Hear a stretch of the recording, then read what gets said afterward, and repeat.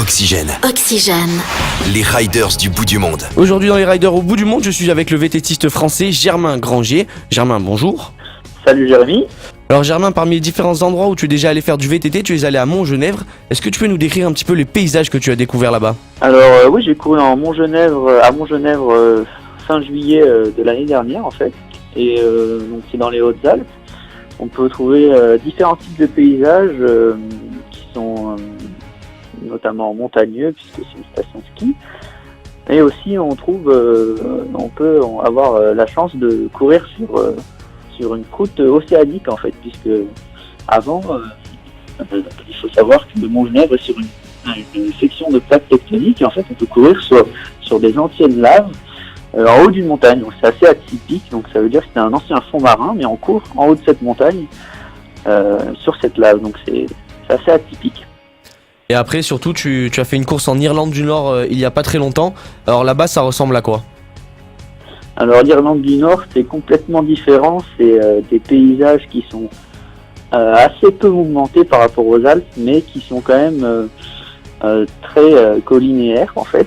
On a beaucoup de roches, de vieux granit qui forment des boules et beaucoup de lacs et énormément de milieux humides en fait. C'est très humide.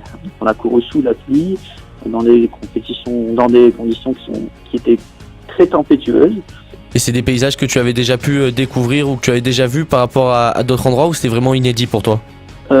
C'était assez inédit parce qu'en fait on a couru le long d'un mur. En fait c'est un mur qui fait 35 km et qui délimite tout un espace montagneux et qui permettait en fait aux Irlandais de contenir leur bétail dans ce mur-là. Et nous on a fait le tour de ce mur qui va de sommet en sommet. Et donc ça on n'a pas chez nous ce genre de mur qui est des fois très vertical, puis ensuite à l'horizontale, qui rejoint des sommets, qui passe des barrages.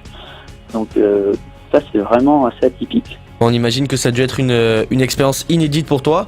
Et tu vas bientôt participer à une course en Islande. Alors là-bas tu t'attends à quoi? Parce que l'Islande c'est quand même un paysage assez particulier. Alors là-bas on s'attend surtout à voir beaucoup de lumière, puisqu'on sera début juillet, donc il fera beaucoup jour toute la journée, donc très peu de nuit. Et ensuite une diversité énorme avec des glaciers, des terrains très secs, des terrains très humides, des montagnes blanches, un choc de couleurs orange, noir, vert. C'est tout ce panel de paysages qu'on s'attend à retrouver en courant là-bas entre eau, montagne et volcans. Eh bien écoute, merci beaucoup Germain pour toutes ces informations et tous ces beaux paysages que tu nous as décrits. Et on te souhaite bonne chance pour cette course en Islande du coup. Merci Jérémy.